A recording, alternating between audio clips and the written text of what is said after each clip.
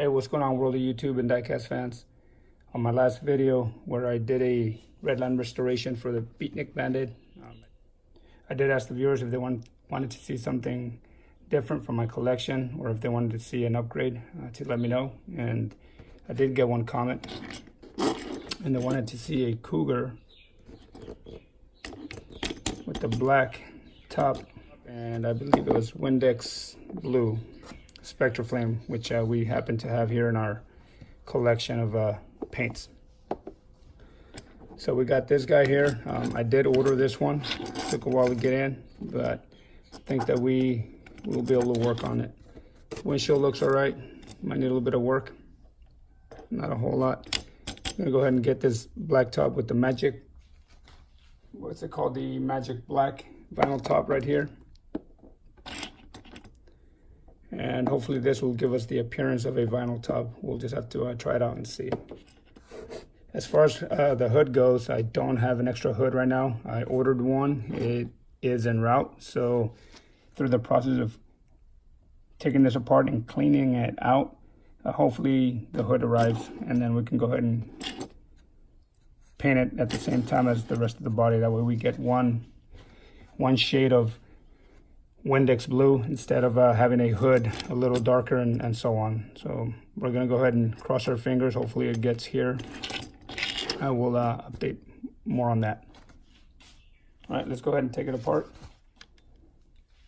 All right, so here we have it, ready for the punch, so that we can get a good, nice concave section here, and we can go ahead and use that to drill straight down. It'll be a lot easier, believe me. I did learn from my last one that these knobs get a little bit slippery, so hopefully we don't have any issues this time around.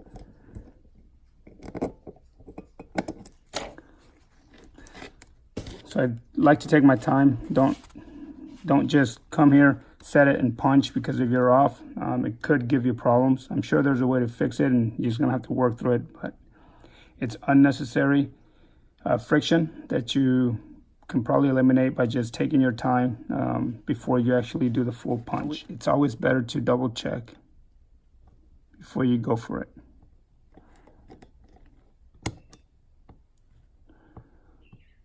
For example, in the world of woodworking, there's a saying that goes, measure twice, cut once.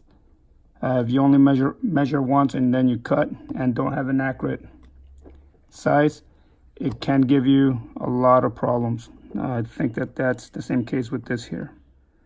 And hold it tight. Go for it.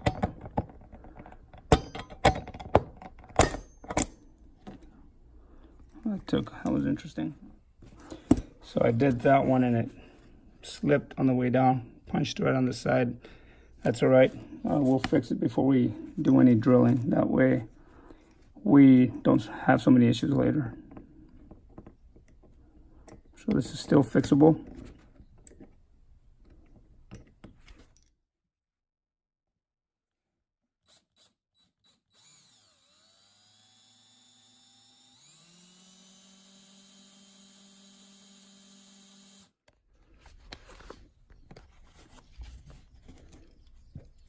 All right, that was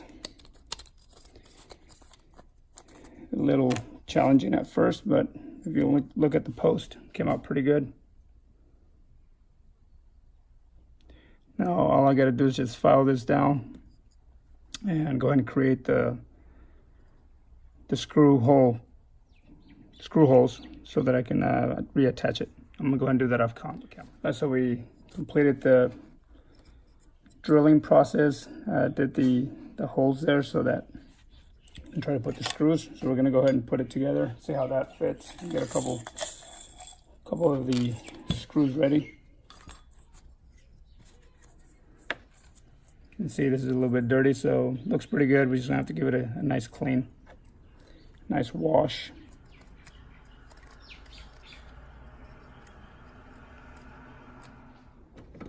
So we'll do our dry fit, make sure everything works before we do any further work on this casting.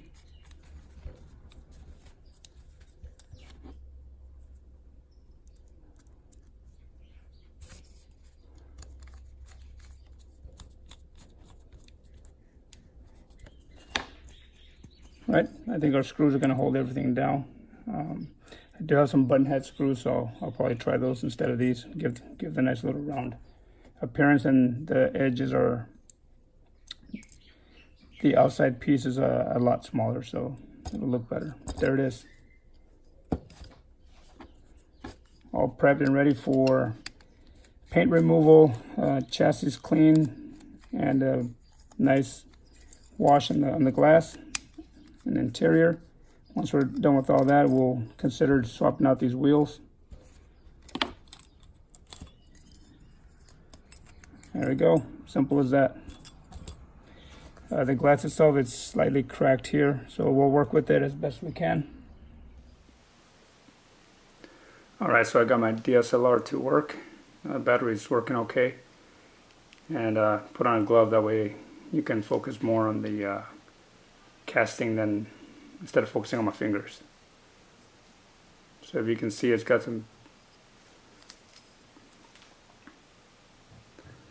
very bad corrosion around here.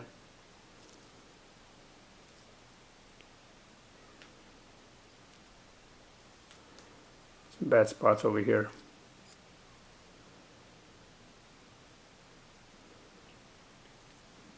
Along this entire area here, you can see all the pitting and just corrosion. So we're going to go ahead and try to work on that with some of this Neverdol wool. And I'm going to go ahead and just give you a quick, give you an idea here of what steps I take to get this back to a very nice polish, very cool shine, without using some of the other chemicals that I've seen on other videos and stuff. And I'm not saying that that stuff doesn't work. I'm just showing you my method. And really, I haven't tried the other stuff just because I don't know how to do it yet. This is just an alternate way of removing some of that corrosion or some of those marks that appear under the paint on most of these castings. I'm sure that some are even more far gone that probably need some other method of removing the rust and stuff.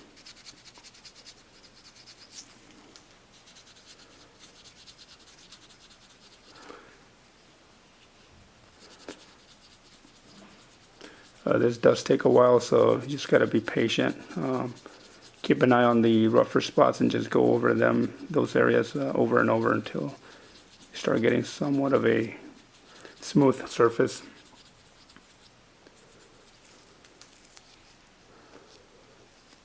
So here you can start seeing see if I can get a better view. Start seeing some of the bare metal here. And then right above it, you can see a small crust of just corrosion or something that took over the casting. So we're going to try to remove some of that so that we can get it to this piece here. Alright, so now I'm just speeding through the process, just trying to make sure that I can show you all the work that I put into this casting. It was quite a bit. I want to say it was just a little bit over an hour and a half. Just constant scrubbing. The time goes by quick though, because in my case, I was just sitting there scrubbing away, thinking about what this casting will look like once it's done. Again, on the bottom left corner, you can see me just going at it. I did switch to some steel wool. So the scrubbing piece is just addressing all the areas that I think need a little bit more work. So as I scrub away, paying close attention to the harder areas. And that's where I concentrated most of the scrubbing. On top left corner, another fast scrub there. You see a little bit of steel wool here going at it. Alright, so after all that scrubbing, this is what we came out with. Not bad. Actually, it looks pretty good. The casting came out looking really nice. As you can see, it's a lot better. There's better polish, better shine.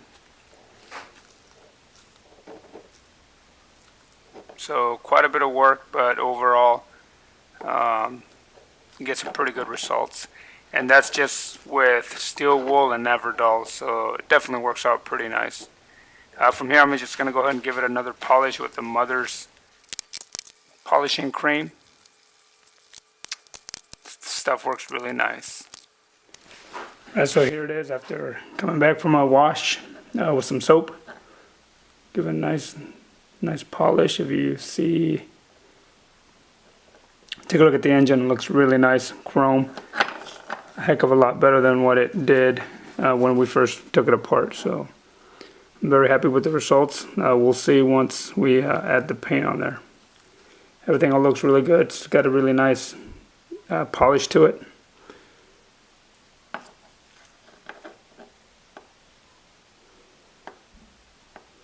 I have a few areas that I will not be able to get off, remove, which is some pieces, a little spot here, some couple areas down here, but overall it should still give out a pretty nice shine once it's painted.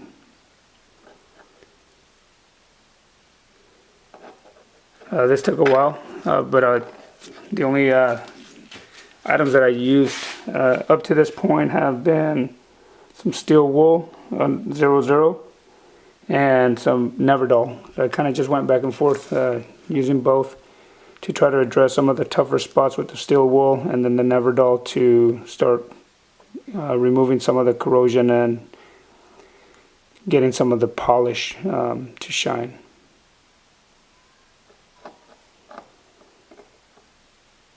So I'm going to go over this a couple more times with the Mother's polish and try to get some of those smudges, smears off. That way it has a very smooth, consistent shine throughout the entire casting. And I think that that'll give us a better look once it's painted. Alright, so I'm going to put some of the parts together.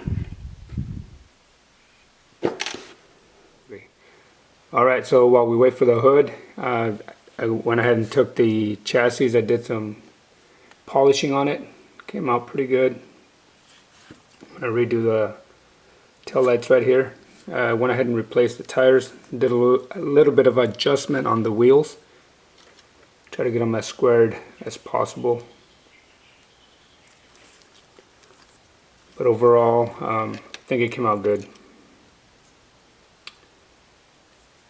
For this one I did, the only thing I used to get it back to a better condition is the Mother's polish. Just took a brush, an all-purpose brush, which is just a little small brush with very fine bristles, and I scrubbed under the sink until I had a nice clean base. Like I said, I adjusted the wheels a little bit. One of them still a little bit off, but overall it's not bad. Took the glass, cleaned it. Took a little while. I used some steel wool first. Try to knock off some of the edges over here on the top surface. Try to get as much of this scratch removed. It's a little bit deeper than what I suspected. Part of it you can see it through the inside. However, with a little bit of with the bristle going over it, and then 2000 grit sandpaper, wet sandpaper, I went ahead and just kind of went around in circles, and I used some turtle wax to remove some of that haze. And once we were done with the turtle wax, I used some glass cleaner to go ahead and spray it off and try to get it to shine a little bit better. So I think it worked. I know that there's other ways out there of doing this, but for my specific project, that's what I have in my shop, and it seemed to have worked pretty good. And if you look at the interior, it was dirty. It had some dust particles on there. I soaked it overnight in some water and dish soap and just let it sit there. Earlier in the morning, I just took the same all-purpose brush and just scrubbed the seats and everything. I think it came out pretty good. Alright, so now we're just going to put this guy together. Part of me wants to go ahead and start painting this, but I don't want an uneven shade of Windex blue, so we're going to go ahead and wait for the hood to arrive before we do any painting.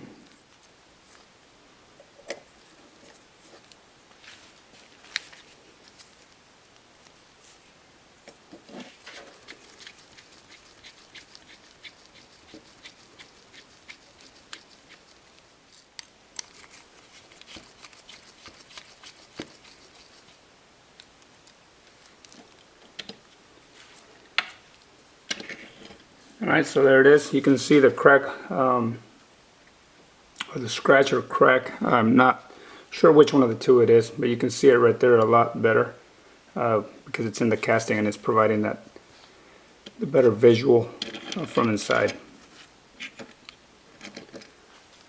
But overall, the work that I have put into this casting is well worth it. I'm pretty sure that there's a few more areas I can address, but once I spray it with the Windex blue, it should come out really nice. But we're not going to do that until our hood comes in, so that we can have a nice even coat. At least that's what I'm hoping for. I know that some of you are probably thinking, hey, there's no such thing as a Windex blue Cougar. At least that's what I know from reading the online Redline guide. There's no mention of a Windex blue Cougar. So one of my viewers wanted to see what a Windex blue with a black top Cougar would look like, and this is going to be that specific project. So you can see the windshield right there a little bit better. Now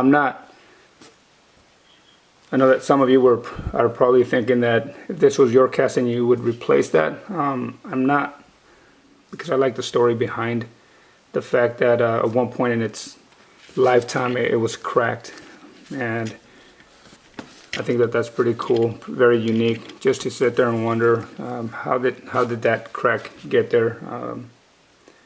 Either some kid or somebody must have bumped it. Same thing with this dent back here that I was not able to get. It's very, very small.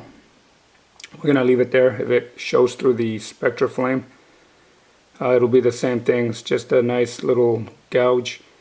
Looking at it from my perspective, it's more like scars, right? When we get hurt in life, we gain scars, and it's very hard to shake them off. They're there forever. And in the case of this custom Cougar, the few scars that it has gained throughout its life, I'm sure that there's a story behind each and every one of those dents. Whether it was some kid doing some rough play with this Cougar, trying to race it, or somebody just dropping it accidentally, which has happened to me with other castings. And once you drop it on a hard surface, you end up getting some dings and dents. We're going to go ahead and place this back up on our lineup, and we will until the hood comes in. Alright, so here, put the hood on there. I didn't show that part, but then I went ahead and took the casting, taped it up, and gave it that nice vinyl top look, and it looks amazing. The magic black works very nice. As you can see, it looks like a real vinyl top. So the intent is that we're going to go ahead and spray it with the Spectra Flame Windex Blue, and that should cover the rest of the casting with the exception of the top. So let's get on with the painting. Shaking up the bottle, trying to get everything nice and smooth. Really don't have a measuring technique here. I just sort of pour the paint into the measuring cup. I do the same thing with the hardener. The bottle broke, so I was able to transfer most of it into this little plastic bottle. Go ahead and drip, drip, drip, drip in there. Give it a little bit of a shake, a little mix, and into the airbrush. Alright, put the top on, and we get ready for the fun part. Spray my clown a little bit, get a test, and then I go into my casting. I just give it a pretty light coat at first. Set that down, as you can see right here. Let it dry, and from here I take it and go for the heavy coat. Here I'm just kind of going all over the casting a few times until it gets nice and smooth on there, so not bad. Here you have the end result. I think it came out really nice. Looks really nice. As a reminder, on the bottom right you can see what I started with, and it's definitely night and day, at least in my opinion. I think it looks great. The Windex blue, as one of my viewers wanted to see, here it is.